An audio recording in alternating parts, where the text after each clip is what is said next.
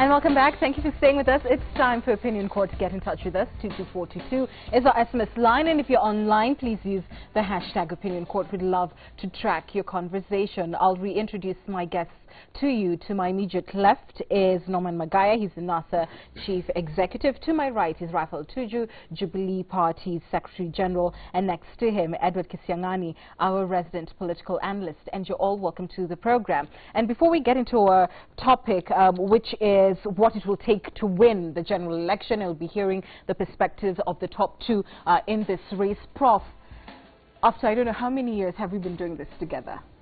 And here we are at the footsteps of a general election. How do you feel about it, and what do you think, what is your call to Kenyans? You've been talking to them every Thursday for quite a while now. And you have been my buddy for a long time. It's many years. We did it in 2013, but the trajectory of everything has changed. The terrain is changed. Even some players have changed. Now, but what I would like to tell our people in this country is that for the first time, let's have a different election where you don't vote tribe, but you vote issues, because our country is not going to move to the next level without issues. This tribe thing has killed our country, and the country has nothing left to be killed. But having said that about also, Anne, I want to say this. The republic, the citizens of this country, should think about these politicians as frivolous, insignificant people. Wow. They are not worth dying for or killing yourself for. They are all cheats, and they are telling you lies. So after 9th, you will realize you have been conned. So don't take them so serious. Whoever you vote for. Yeah, whoever you vote for. So don't take them so serious and think that if your candidate loses, the world has come to an end. In fact, in some cases, if your candidate loses, it's good riddance. So don't worry about the loss or gain. Enjoy yourself, because you are dealing with people who don't believe in what they are saying. They are cheating you. They are telling you they will bring Jesus Christ to Kenya. They are thinking that you are the best. They are going to bring the best Kenya out, but give them a chance. So you will be shocked by the lies that they are carrying. In fact, they are laughing at you as you clap for them. So when you turn out on... Oh my goodness. Yes, wow. When you come out on Tuesday to vote, it's just another day. You have all cheats are surrounding you, so you will choose one anyway. But if we had a way of importing some good men and women from Mars or Venus, maybe those ones you will have something to die for. But the current crop of politicians, ignore them. Just vote and go home. If they lose, tell them pole. If they win, just give them only one smile for celebrating and move on to your kiosk and do your work. A half smile. Yes. No, like so it's not something to die for. Your blood. In fact, the people of Kenya are more important than the politicians we're having I mean, around. we certainly agree there's nothing worth dying for nothing. in the poll, you know, worth anyone raising arms against brother. But having said that, it is a significant exercise of a constitutional right that Kenyans have. Involving cheats. Well... and frivolous people, okay. Liars. Well, show if that is your opinion at home, then show it by whom you vote for. Politician, can I support something? Yes. Raphael, go ahead. Say that, you know, politicians will cheat you that they bring Jesus Christ. I mean, at least they agree with you, because at least you have put into perspective some politicians telling us that they're crossing with us to Canaan. So no. Even those who say they are crossing to Canaan, but even before they arrived in Canaan, others had gone there to pray. So wow. All of them have gone to Canaan in some way, either stealthily or openly. Normally, so you're engaged in deception. Yes, these are liars. Let him respond. Give him a chance. Actually, it's Professor who behaves like he's from planet Mars. No! Because, let me tell you, this is society. Society gives itself the leaders it deserves. Even if Prof himself offered himself for leadership today, will he be any better? Will he be like, is he the missing product from Mars today? That's why I'm not offering myself. I am among the few people who are genuine, so I can't join this cheat. Society evolves, and it's unfair to call those who are offering themselves for leadership as cheats, because it takes sacrifice to engage in this process. The Kenyan politics are very laborious. It's not easy. Raphael has been in active politics, elective politics, he knows.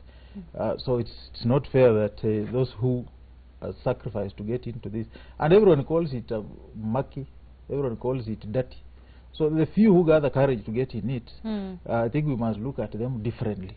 But I think 8th of August is here. Kenyans have a date with destiny. They have to make the best choices. Candidates have campaigned, different visions have been shared. It's upon Kenyans now to choose the best vision for the country, and that determines how you are governed for the next 5 years. Right. 3, election is a serious matter. It cannot be trivialized to a matter of frivolous cheats and all that. It's a serious national matter. It affects every single life, how you live in this country. Whether or not you like politics, it affects you anyway. So it's a serious matter that must be taken with the seriousness it deserves, and that's why Kenyans must turn out like never before to determine the destiny of this country. And we want to talk about the numbers now. First, let's just refresh your memory a little bit, if we would, and see how you voted in 2013.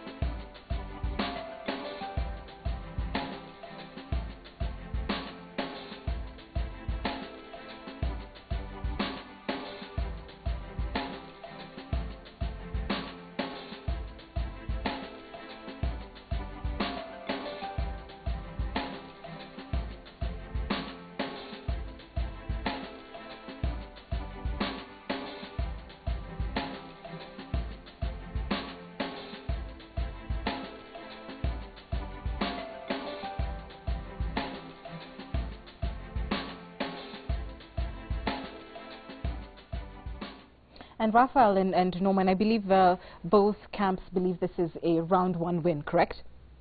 Oh, yeah. Is that your perspective, both of you?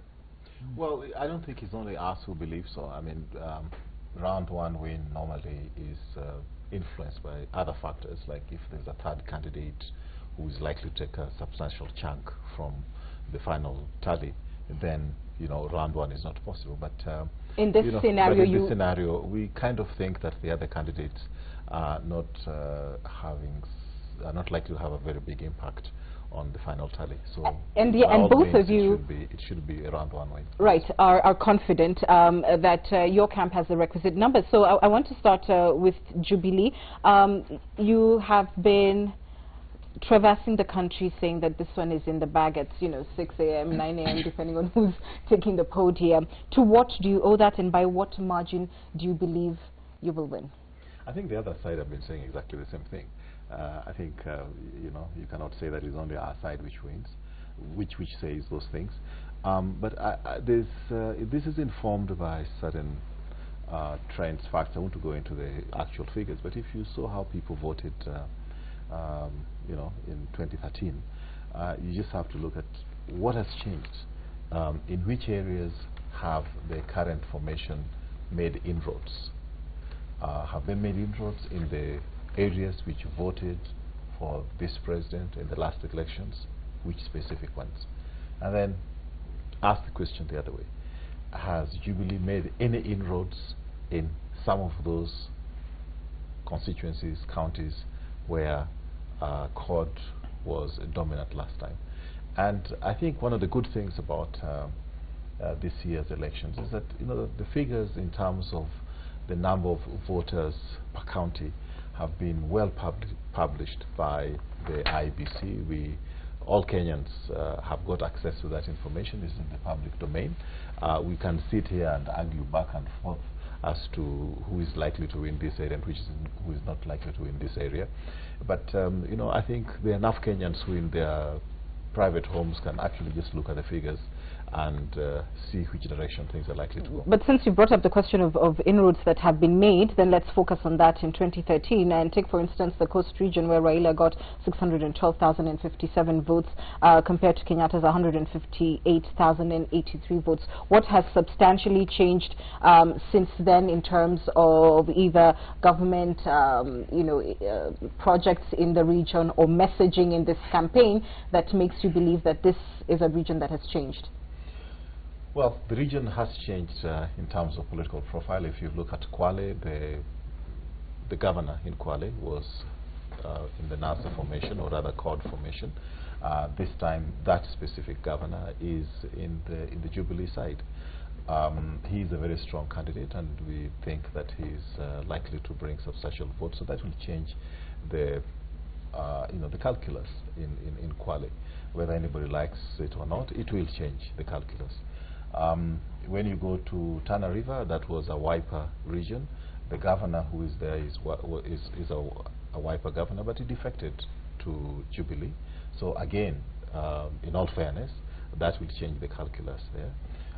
In Taita Taveta County, that's an area where Jubilee did not have much inroads, but again, one of the very strong candidates there who is going for governor was an ODM strong member of parliament. The lady going for Senate was in ODM candidate. They've changed parties. They've given us some inroads, and we believe that will change the calculus in that particular area. All right, Norman, 1.7 or so million voters in the coast, certainly not a vote block to be ignored by any standard. Hearing the sessions of Jubilee, what are your own estimations of what happened in 2013 and what is likely to happen on Tuesday? There are different ways of looking at the coast region.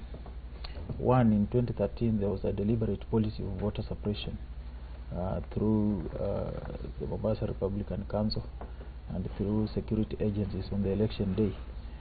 Actually, in 2013, I think up to around 600,000 people at the coast never turned out to vote. It's quite a substantial number, and that is informed by several factors. Kilifi, which is one of the most populous counties to the coast, most polling stations were closed by 3 p.m. Kilifi North, Rabai, quite early because of the MRC menace. If the security situation is stable and the turnout goes up, and then mutations change how you look at it. Two, there are areas where some MPs may win on a Jubilee ticket, but the presidential vote will not go to Jubilee. I will give you the example in Meru. We won 2 seats in Meru in 2013 as ODM, but the presidential vote went to Uhuru. This is what is going to happen in some of these areas, that parliamentary seats could be won purely depending on how nominations by parties were managed in several regions. But that does not affect the presidential vote. And I think you have seen a change of tune by both candidates in some of these regions, saying deal with your politics down there, but up here you are all my people. It doesn't matter how you vote. And I think the way to look at it, again, the history of our elections since the advent of multipartyism is that those who have defected to government are always punished by voters. So most of these defectees are going to lose. Like, I can bet with my life that those in Taita Taveta, all of them are going home. None of them will be able to win any cities contesting. But more significantly, the 2017 election, to me, is a simple mantra. It's turnout or nothing else. It's a turnout election. Whichever side motivates its voters to turn out the highest number then has a forefront in terms of accumulating numbers for purposes of this election. So how well the regions turn out, and I think Jubilee suffers a disadvantage in that they are incumbent. They are being judged against a record. The factors that made them to motivate their bases to turn out, the galvanizing factors, are no longer there. They are now being looked at as a government that has in power. There are things they promised, there are disappointments. Right. They have to convert these disappointments into hope again. and tell people that, hey, we may not have done well, but we will run better in the next 5 years. So as to whether they have done that during this campaign period is a question that can only be judged in 2013. On the other hand, we have an advantage in the same case that we have an incumbent. We are holding this incumbent to the record they have had in the last 4 years. Some of the factors that determine on how people vote on the election day are actually very basic.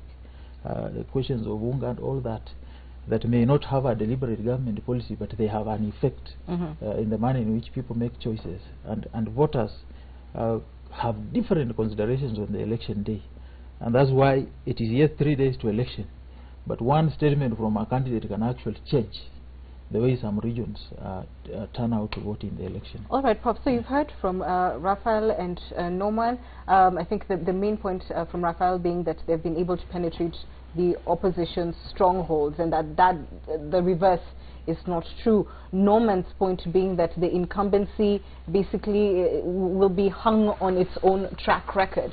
What are your thoughts about what the difference is between 2013 and what will influence voters Tuesday? You see, for the purpose of this discussion, let me put both the Jubilee cheats and the NASA liars in the same basket and probably handle them. If you see how they are discussing, they are like preachers. When preachers come to talk to you in the evening, you think they had dinner with God, and so they are coming to report what they had with God to the congregation, and the people believe it. You have seen the levels of confidence between the two, the liars and the cheats, put together. Each one of them thinks they understand what Kenyans are thinking about. He has told you some governors have defected, and therefore if they have defected, it means they have also defected with Kenyans. The old school thinking. And similarly, he's talking about the same thing. The incumbent is in trouble, so we shall judge him like this. So when you look at this, Anne, you overlook the way people voted in 2013. I think the most professional way of looking at 2013 is this. First of all, there was no NASA. There was also no Jubilee. We have new outfits. The players could be the same, but some have been weakened, others have been strengthened in some places. For example, if you look at NASA, NASA basically has been strengthened, to be fair, because Musalia Mudavadi and Wetangula came together, and in a sense they have strengthened the Western region. It is stronger than it was. We can't talk about the numbers, but it is stronger than it was in 2013. So that has changed because of NASA, but it was not there under CORD. There were a lot of divisions. The president's strongholds have been weakened a little bit. That's why you can see that immediately after NASA was formed and the presidential candidate was declared, Raila Odinga started gaining while the president seemed to be stuck in one place. So if you look at Rift Valley, one or two things have happened that were not there in 2013. There was no Isaac Ruto quarreling with Gideon Moi, and quarreling with William Ruto. It was almost like one way of thinking. Now, people can ignore that to mean nothing. Of course, if you are dealing with people who will tell you that God said this, they will always ignore that. But at least, if you look at the number of voters that Raila Odinga got in 2013, he probably will raise the number a little bit because of those because of the conflicts that have been local but which have spilled over to other places. So these are different things that you look at when you think about it now. But there is also a major item that the two parties should not ignore. The fact that we have tried to sanitize the methodology of voting in this country. There have been several legal steps taken to make sure they seal loopholes of cheating. That vote of 2013 was extremely deceptive because we don't even know whether the numbers being celebrated are correct. There were a lot of things. If you look at the Supreme Court ruling, there was a lot of irregularities which affected both parties again. And you understand that on the third hour of voting, machines died for identifying voters. So even Ethiopians and Somali from the other side and the Ugandans might have voted. Now, if these machines work, the impact will be different. So if you consider that, I think both of you should be realistic enough to see that if the rules that have been put in place to sanitize the electoral system work, and the machines may work. not see big figures as we did, the figures could come down. I think it can be even a tighter race than we are thinking. So instead of them exuding confidence that one person will walk away with victory, which means 50+1, they should start preparing for a narrow loss, a narrow win, or possibly they should prepare for a runoff. Hold that thought. Raphael, I know you want to respond, but just because you mentioned it in the Rift Valley region, the president got 2.1, I beg your pardon, million votes, and Raila 707,000, yeah.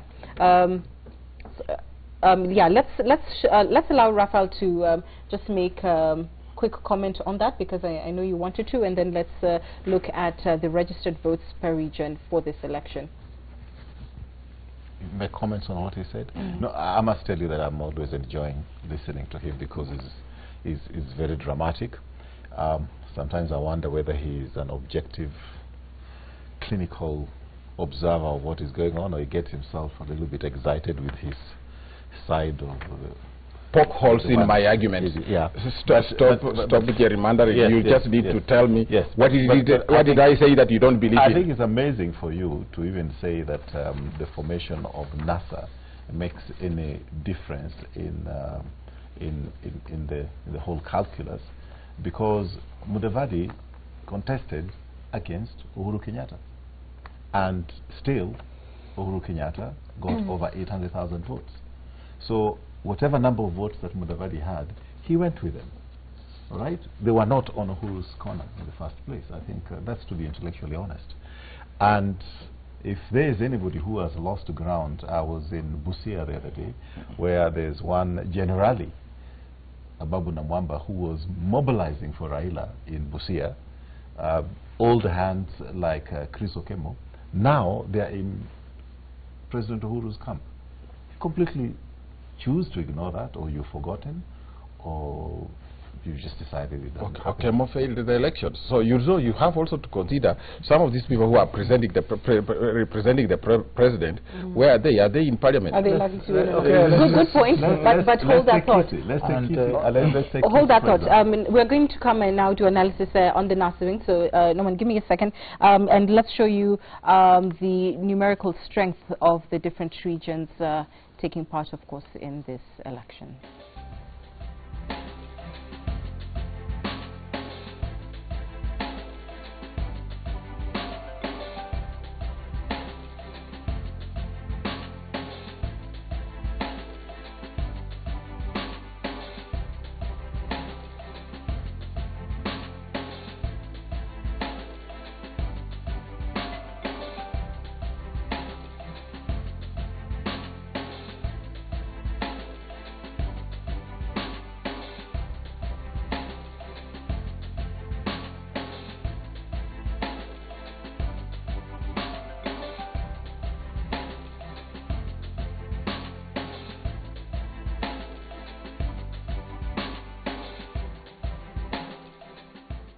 All right, so that's numerical strength per region in this election.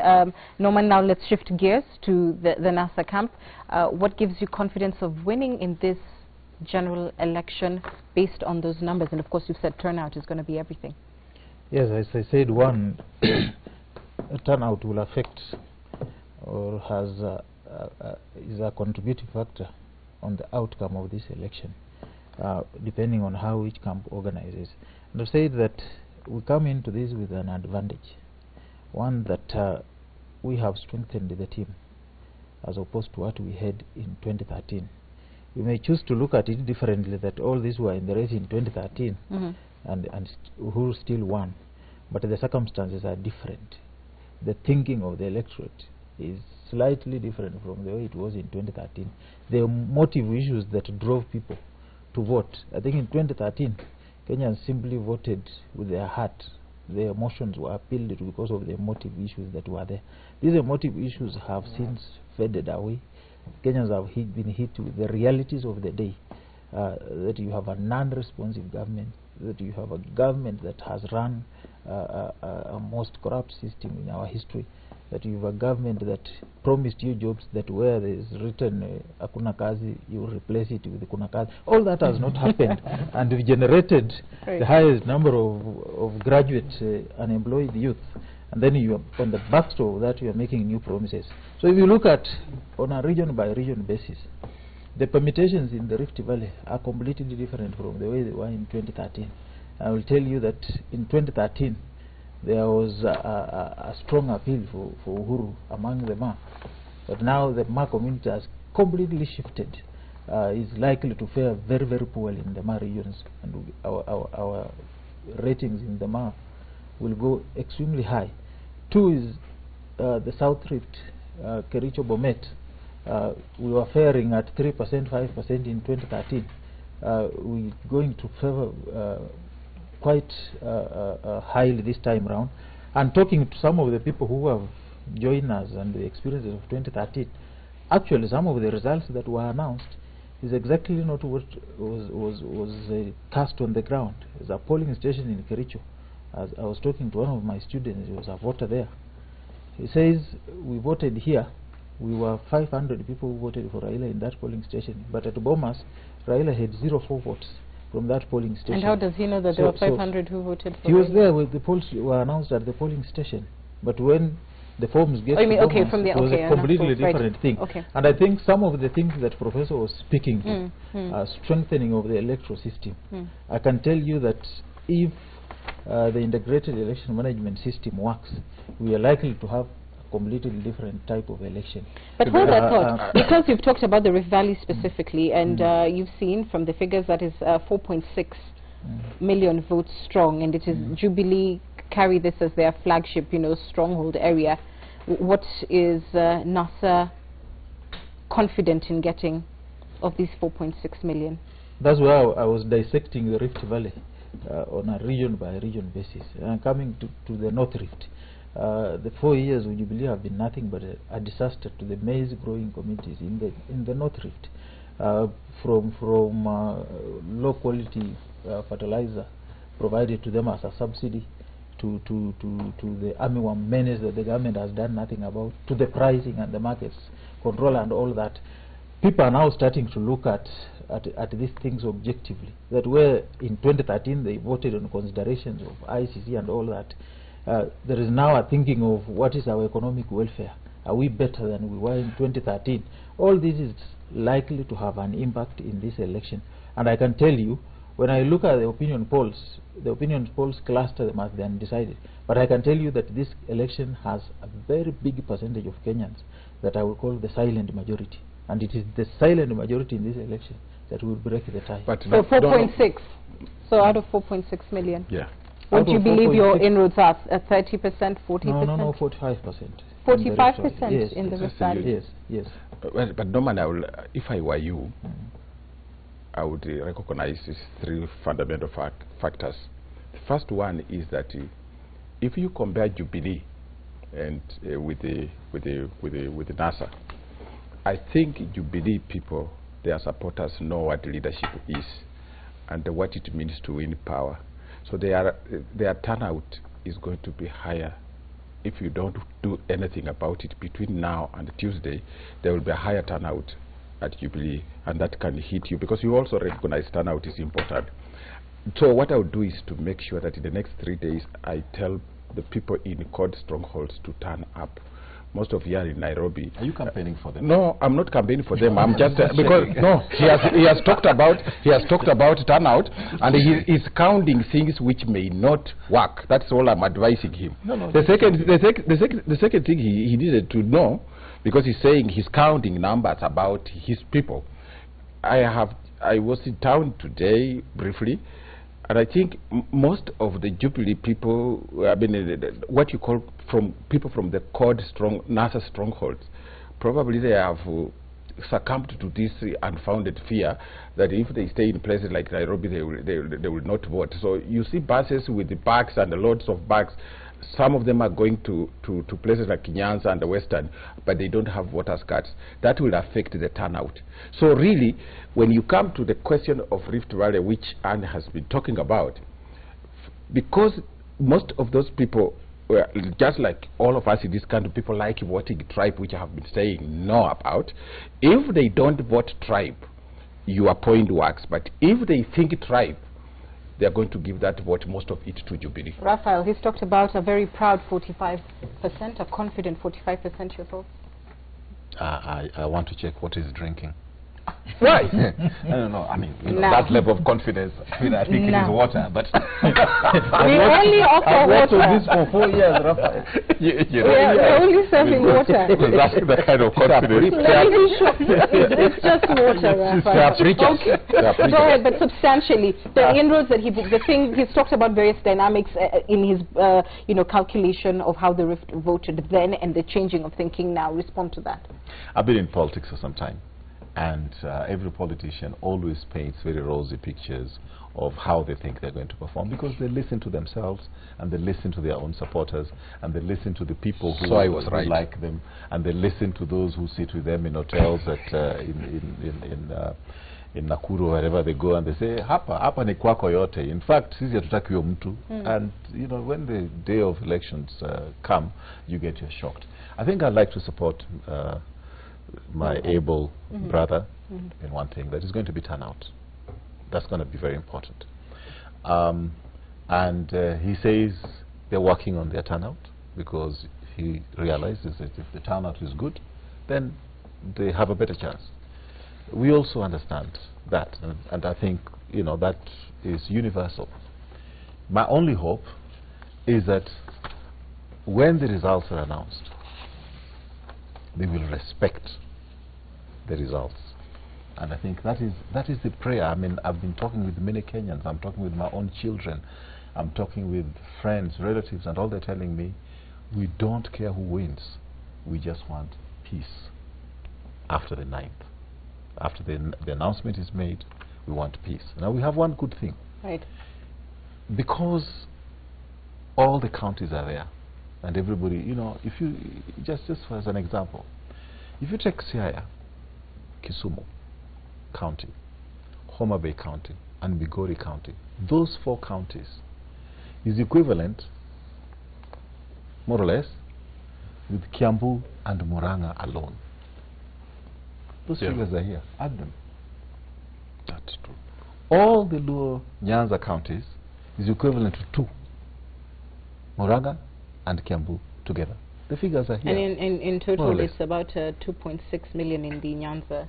No. Go county by county, because when you go to Nyanza, even Migori, the dynamics are there different when you go to Kuria. Because we have got 2 Kuria constituencies under Jubilee at the moment as we sit here today. We have good inroads in Kisii. I think probably that is something that he is going to say no way, but it's okay. We don't want, but you know, so if we start going figures, I think that one of the best things to happen in this country today is that the IBC published the number of registered voters. And as the former Prime Minister himself said, when the people went for registration, he said it himself, that this election will be won when the registration of voters is complete. We know, and we have the figures, how people register to vote. The language changed. Actually, and to the contrary, they used to talk about 70 plus 1. They no longer talk about 70 plus 1. No, what they talk about now? The days they were talking about 70 plus 1 is when they were calling us rudderless, leaderless. Since now, they no longer, actually they were saying 10 million strong is criminal. They forgot 70 plus 1. So they cannot run away from the fact that they have calmed down from the ivory tower they were in when they were talking about 70 plus 1. They said that in this election, this time round, we will not even need to campaign. They are doing over 7 rallies in a day. If you are not facing a threat of losing power, you wouldn't do that. And the demeanor of their candidate tells it all. Angry, frustrated, panicky. It tells you that the president feels that he's under siege. But that is not significant. What I want to tell Raphael, that if you look at the figures released by IEBC, the figures speak for themselves. you have been out-registered. That is why there is no mantra of tyrant of numbers. It will have been wielded. It's a sword you wielded prominently in 2013. It's a sword you can't wield now, because you know the dynamics have changed, and you can't go with that mantra of 2013 in 2017. Two, what made you hit turnout in your regions in 2013? That factor is not there. Actually, in this election you are struggling with voter apathy, and if I respond to what Professor was saying, we learned the lesson in 2013 that when going to election, most people want to run away from the city. And during the MVR, both MVR1 and MVR2, we told people, if you don't feel safe in Nairobi, go and transfer your vote to upcountry. And we have had our teams mobilizing people in Nairobi and checking. Most of the people going upcountry are registered upcountry. Right. Those who have registered here have been encouraged to say, and I want to tell Kenyans that an election is not an end itself. It's not a matter of life and death. That's good. It should not be an event that makes the life of this country to come to a stop. We must vote. Right. Okay? Election results are declared. There is electoral justice. Okay? You let the winners rule. You wait for 5 years. It is said that 5 years are long enough for a good leader to implement his program, and too short for a people to tolerate a bad president.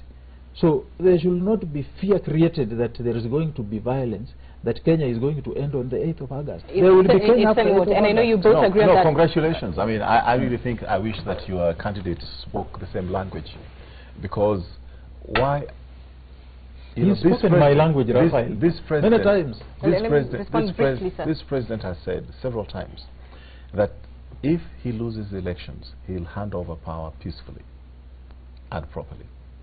And this is the only president in the history of this country, the only presidential candidate in the history of this country to have conceded defeat in 2002.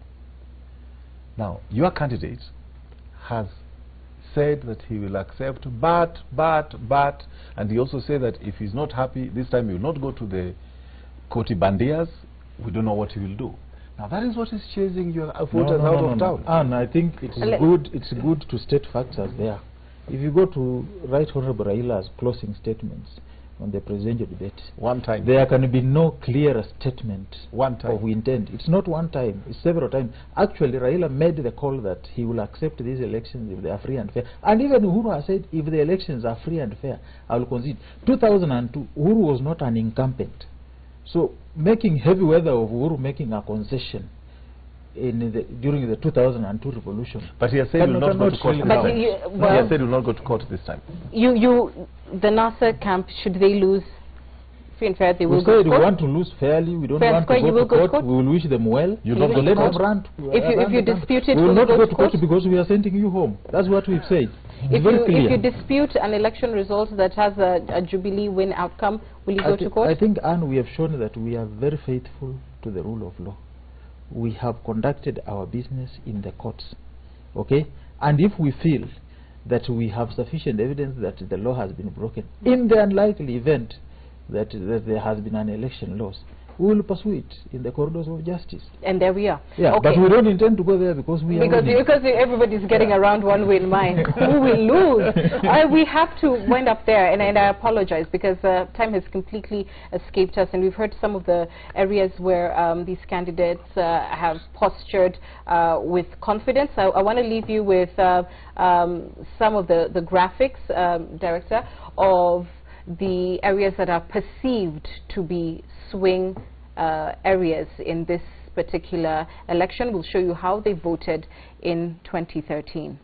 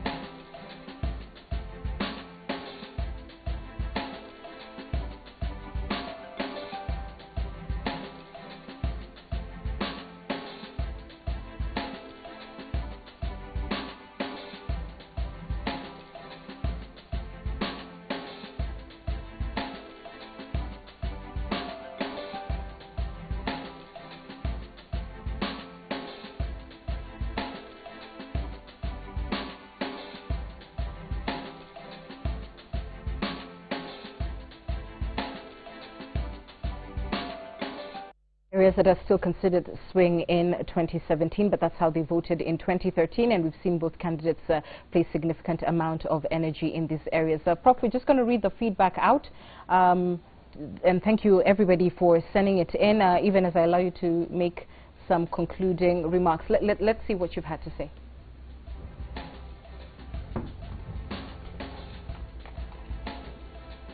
Kenyans have decided Tuesday is just a confirmation day. By and large, we are praying for a peaceful and smooth process. Mungu mbele, absolutely. Elections will be won by turnouts in the strongholds of the two main contenders. The politicians spoke, we listened.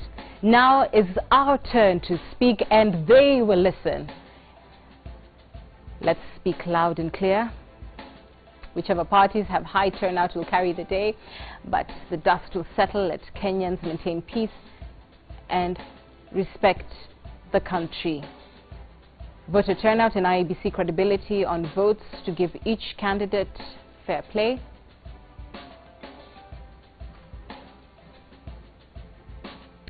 And I think that should be our last one, but everyone quite confident. Nane will be your turn, Norman and Tuju, to listen to the public. We're taking a break. We're back with final views after this.